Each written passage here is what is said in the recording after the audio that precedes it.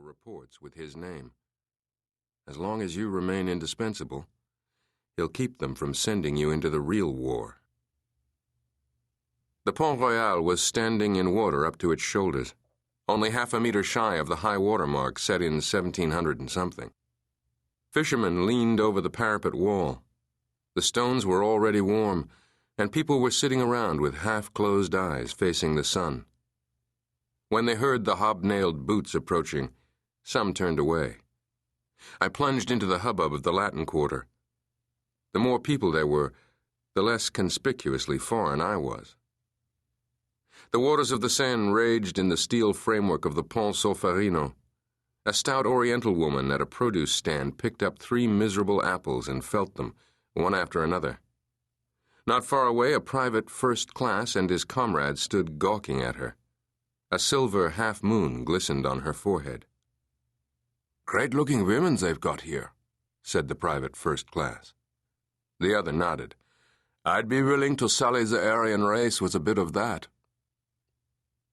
Despite her corpulence, she was elegant, but she behaved as though she had no right to be on the street. When the owner of the shop came out and glared at her suspiciously, she put the apples back.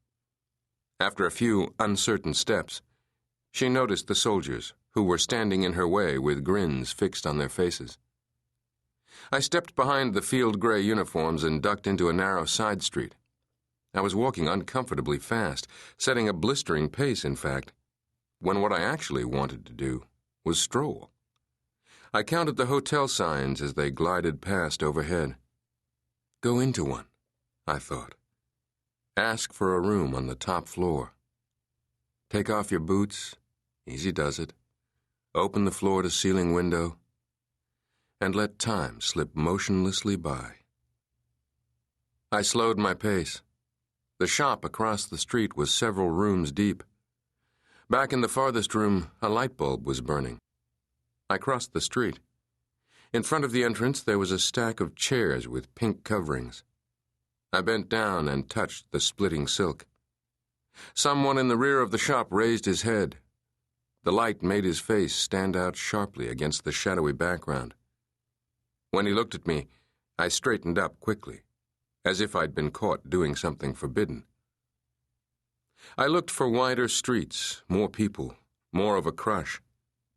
Most of the shops were already closed, empty behind reddish-brown metal bars, offering nothing to the hurrying passers-by. A bakery was still open, though the line was long. I joined it, avoiding people's eyes. They kept their distance from the uniform. I bought a loaf of flour-sprinkled bread. As I stepped out, a garçon was sweeping up wood shavings from the sidewalk. I passed a black gate I'd seen before, without ever noticing that it led not into a building, but into a narrow street, practically an alley. I drew myself up to decipher the faded street sign. Rue de Gaspard? The gate was shut. Although I was curious, I hesitated. Then I leaned on the gate, and one of its panels gave way. Passing pedestrians scrutinized me as I stood there like that, half in the street, half in the entrance. I looked past the iron threshold. The little street disappeared in the shadow of a wall, gray light on the pavement. I slipped through the gate and set off down the alley. Closed shutters everywhere. Where the buildings were lowest, the evening sun shone through. When I turned the corner, I came upon a junk dealer who was carrying his wares back into his shop. With a bronze bust in his arms, he blocked my way, unintimidated by my uniform. I noticed a pendulum clock leaning against the wall, walnut housing, polished brass pendulum.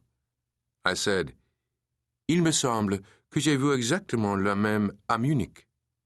My unaccented French surprised him. "C'est possible, monsieur. Je l'ai acheté d'une famille qui a vécu longtemps en allemand." "Quel est votre prix?"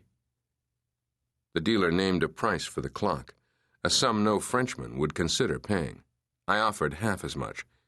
He wouldn't yield so much as a centime, claiming he'd promised not to sell the clock for less than it was worth. I said, "Well then, I'm sorry," and penetrated farther into Rue de Gaspard. A young woman was